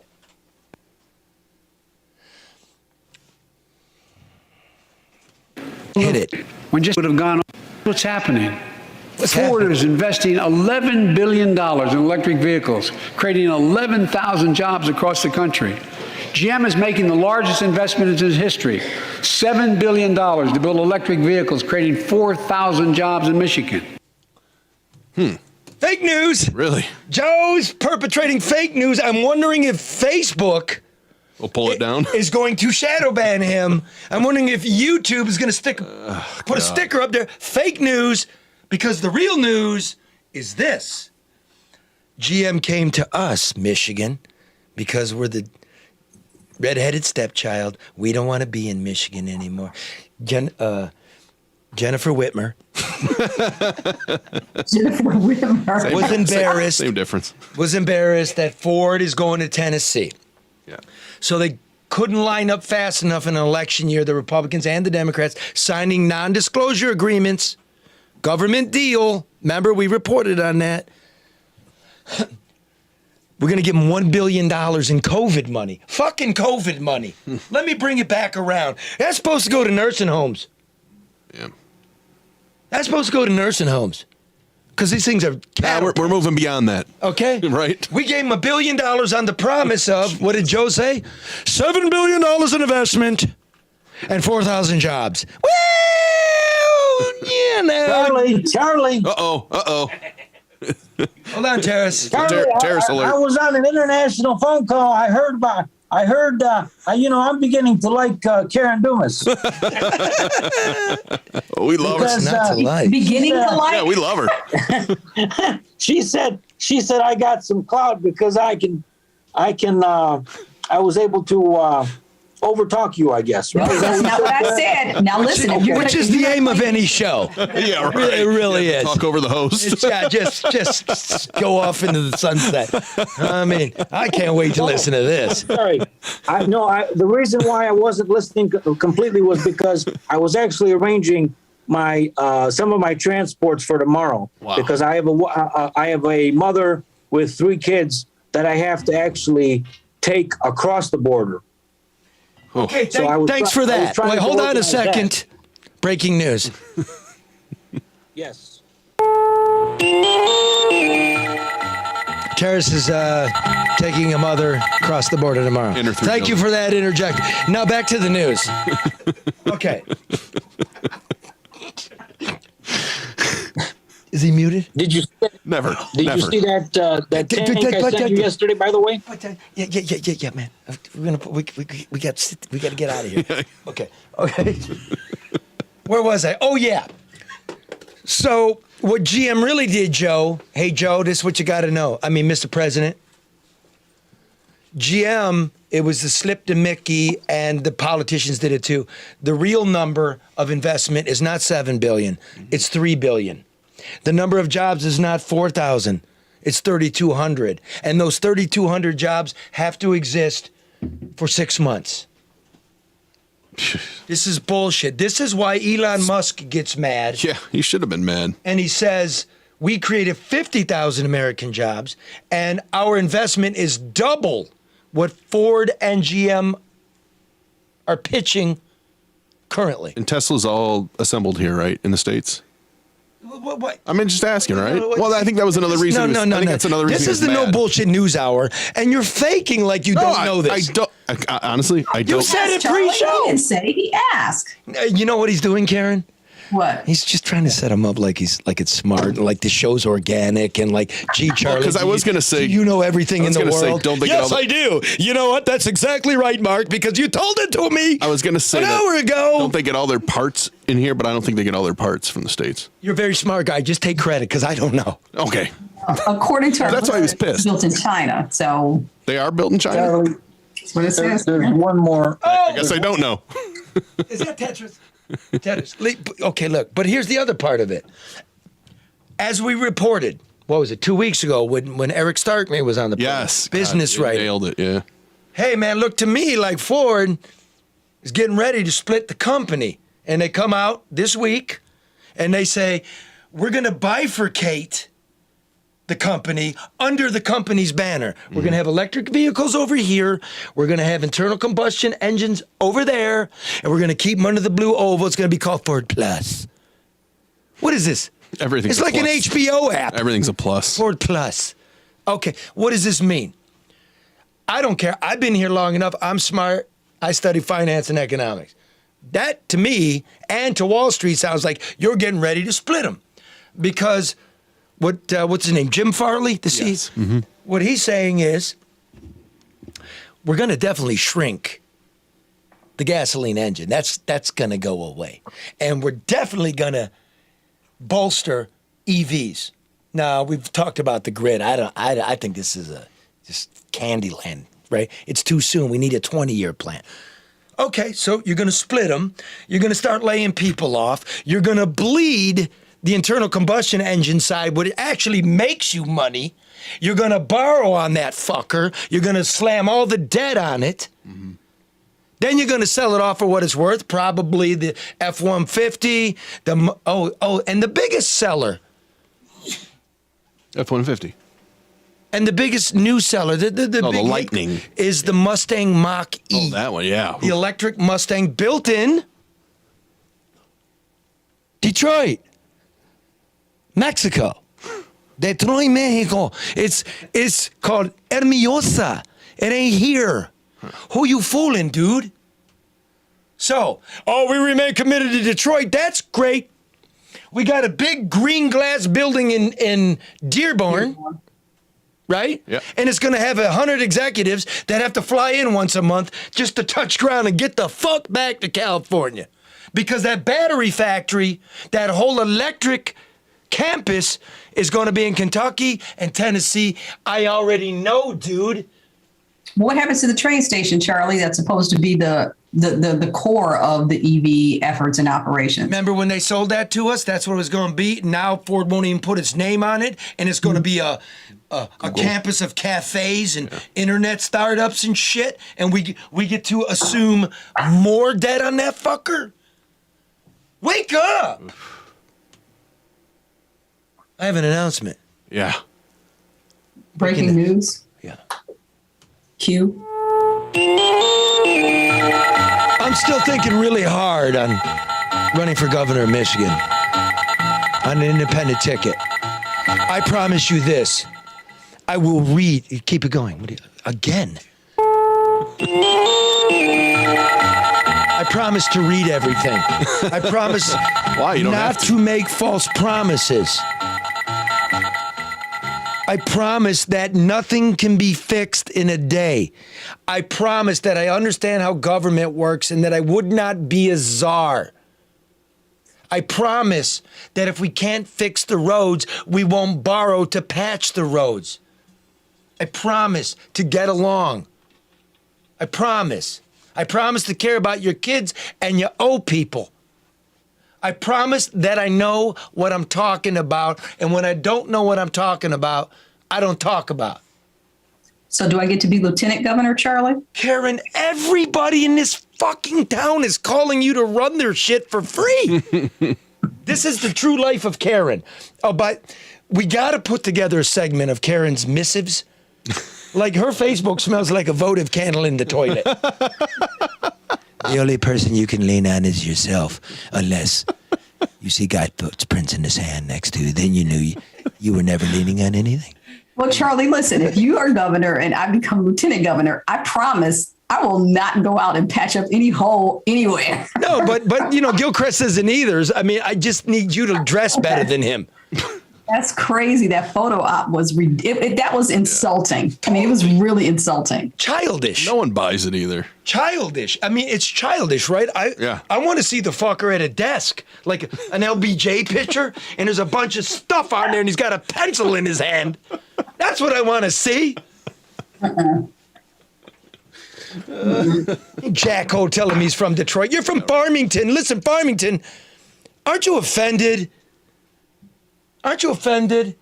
Why, that it claims Detroit? What a great community. Detroit's great. No, I don't go for that, Charlie, at all. Because I was about to get your boy until he said he was born at Hudson Hospital. I was going to say Hamtramck is not Detroit.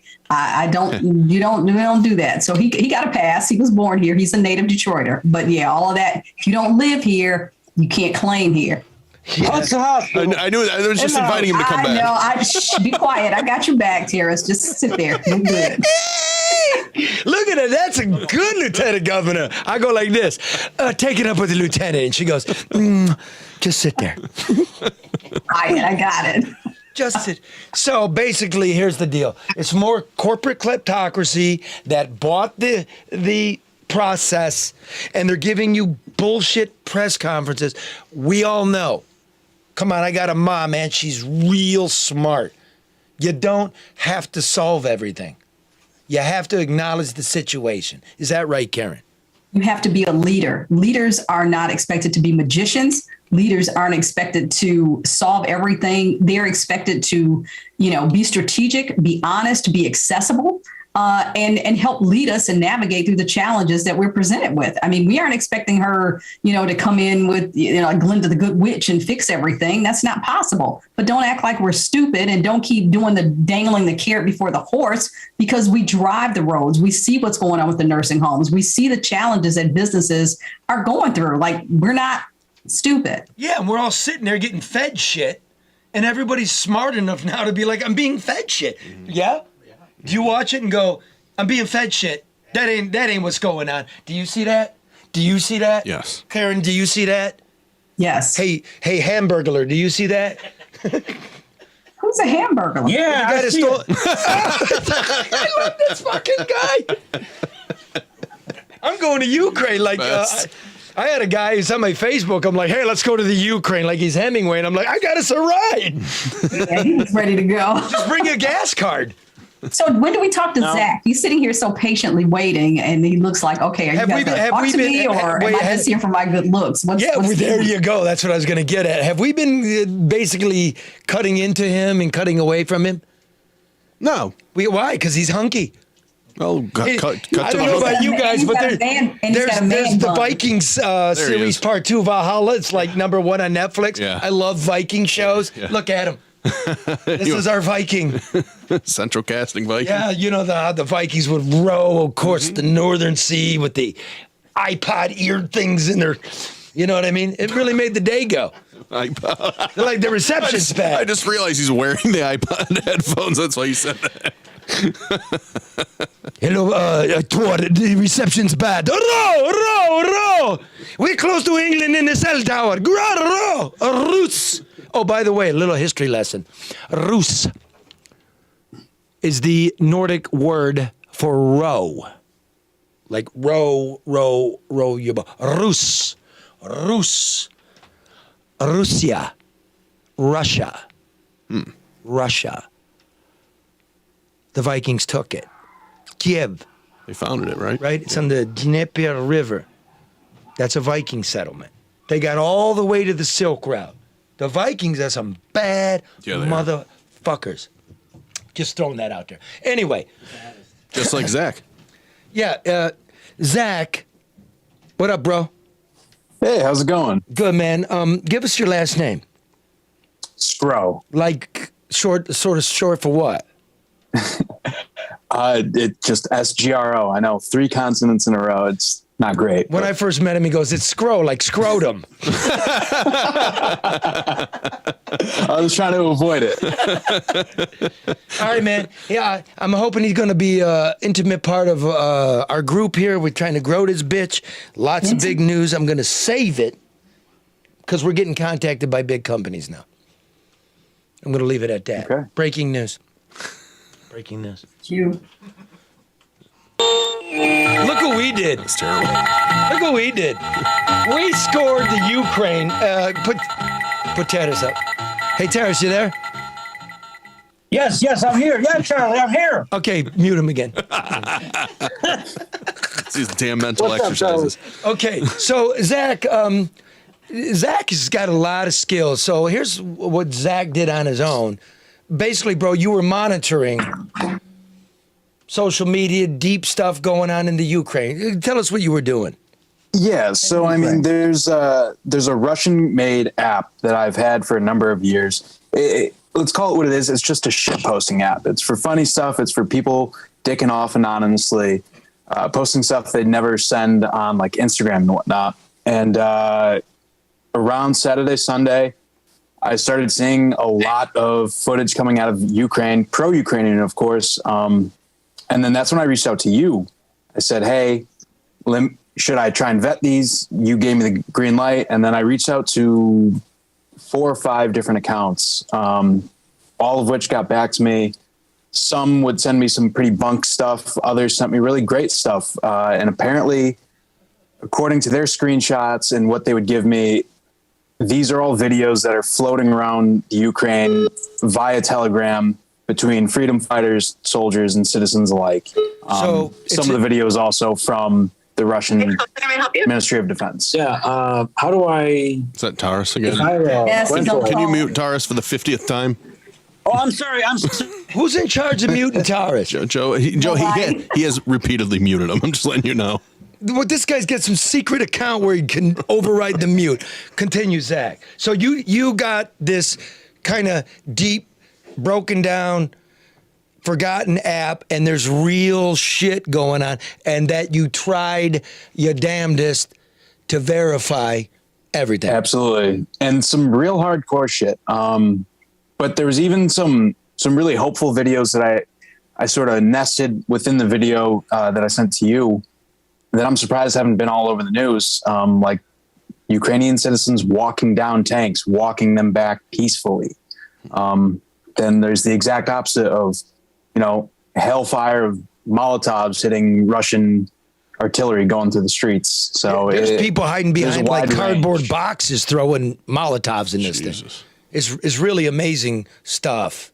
And again, we're trying to make sure this isn't from the Chechen war. We're actually trying to work here. If we make a mistake, we'll tell you. But we're trying our damnedest. We're not, everybody in here is working their ass off because we respect you. And we have a lot of thanks to give you for spending a moment with us. So, having said that, Mark, tell people where they can see this, where they can get a T-shirt. Do the commercial. I still don't have one. Where? This is called strange silence. On the internet. That's profound. What is this? What do you mean where they can get it? Yeah, you can download us on iTunes, give us 5 stars, and beat it. But and if you want to see the stuff, you can go on our YouTube account, and you always, we're being gaslighted or whatever the fuck by Facebook, but it's still there. Share. Like YouTube's, YouTube, The Americans with Charlie LeDuff. God damn. NoBSNewsHour.com is another good place. Odyssey is on there as well. And rate and review and subscribe if you can. And if you don't like the show, give it 5 stars and rip it apart in the comments. But give it 5 stars. Where? Wherever you listen to your podcast. iTunes, Google Podcasts, Stitcher, Spotify. Everyone knows how to rate. And if you're on Facebook, fuck them, man. Yeah. Like we are blowing out everything you're supposed to do there. Like 50% of the people that are even notified watch this fucker. You don't want to know what the average is? 6. Really? Yeah, they just, okay, fuck They're you impossible anyway. to work with. Fuck you. Because we got Taras. You can't deny Taras. Yeah, no, he's great. Really there. Hamtramck. Oh, yeah. This guy. God, I love him. He's so what we are. You know what, Charlie? It would actually be perfect. That's if interesting. you Mute him. Let me tell you something. If you have balls, okay, you can get on a plane, fly to Warsaw. I'll pick you up in Warsaw and drive you all the way across Poland in my Hummer into Ukraine. Okay, listen. We have do we have a donate button? Yeah, we do. Where's that at? NoBSNewsHour.com. Okay, donate. I'm going. Okay. Bring a couple canned hams. Easter's coming. And donate so I can continue my gas expeditions across Where the should we donate to you, bro? Go ahead, throw that in there real quick. Cash App $457 7777. Do you have a site where it is? Is it on your Twitter or something? No, I don't have. I'm not that. I'm not that popular. I don't have that much clout. I just got a Facebook. I can imagine that. Put it on your Facebook. Put a link on your Facebook. I'll send you $200. And Charlie, let me say this too. Terrell is also on Cash App. I just sent him some money as well, but personally. But or maybe I could just I can text it to you and you I'll figure something out. Okay, well, interrupt me, Taras. I'm talking, so hold on. I'm Karen, I'm going to apologize. He apologized to Karen. I apologize. He apologized to Karen. It's all good. I was just saying that Terrell is also on Cash App as well as PayPal and Venmo. So, and it may even be on his Twitter page. It's pinned to the top of his Twitter page. Madam Lieutenant Governor, he's apologized. Oh, I accept it. I mean, you're getting respect from a war zone. You're scaring a freedom fighter. Good. I've been known to, but that's good. No, Taras is cool. That's all. It's all good. I appreciate that. If anybody would have recognized her talent earlier, we could have avoided this whole Hutu Tutsi thing. Because remember that. I want to remind you that was genocide. That was a massacre, and nobody gave a fuck. Rwanda. So we should give a fuck about every war going on in this world. That's true. And Charlie, can I say something without you yelling at me? Oh, you noticed that? Yes. Okay, go ahead. There's one problem that I have witnessed in the last since this all started, as far as the U.S. government is concerned. Okay, you got 10 so seconds. Obviously, you mentioned earlier that there is 1 million refugees that have already left Ukraine. Some of those refugees, and if people remember, no, you're going off on a tangent. Make the point, man, because I got to get back to Zach. Way back in the 90s, there was a problem with Bosnia and Herzegovina. It's 2022, bro. Forget the 90s. Make the point. Make a beautiful point. So we're gonna have an issue, maybe even in Michigan, because of the Ukrainian population, with people trying to come over as refugees. They're welcome. The U.S. Embassy, as long as they're not terrorists. Thank you. But the problem is, the U.S. Embassy in Poland is now so disorganized, and there's nobody to control that disorganization. Leave it. Stop right there. You just gave us one. We will now look into the foreign corps and how they're handling this. How are you getting people out? There's not a United States piece of territory at the border to get United States citizens out. Are you aware of this? There is not, and the other problem is that they say they're telling U.S. citizens that we're at the border. They're not at the border. They're 8 kilometers from the border, and if a U.S. citizen needs help at the border, how's he going to get 8 kilometers in the cold weather? He or she. How are they going to get help from the embassy? And we're not getting it. We'll leave it at that. Mr. Biden, we're coming. Ms. Stabenow, we're coming. Senator Peters, we're coming. Our congressional delegation, we're coming. Where are you? Thank you, Taras. Zach, introduce the piece, please. All right. This is a series of videos I've received since Thursday documenting a firsthand account from soldiers and citizens. Cut. Bring him back up. Did he cut? No. With some energy, bro. We'll fix it in post. There's a war going on here. What is this? It's a solemn occasion. There. Go on. This is a very solemn occasion. I've received a lot of videos since last Thursday from Ukrainians on the ground, and this is their story. This is what they're seeing out in the streets. Thank you, man. Thank you for your work this week. Ukraine, we're with you. Humanity, we're with you.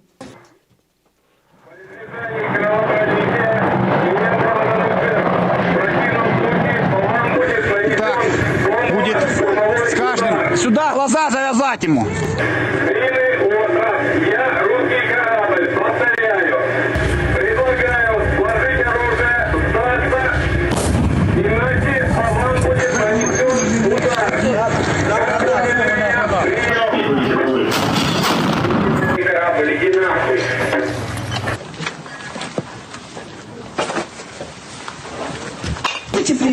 Да, будем информировать. Спасибо.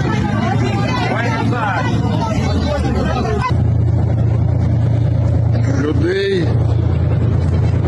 Кидай, блядь, кидай, блядь, кидай!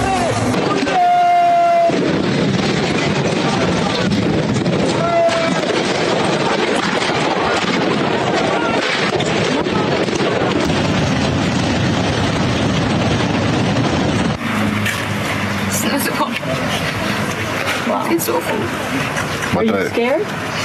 Of course.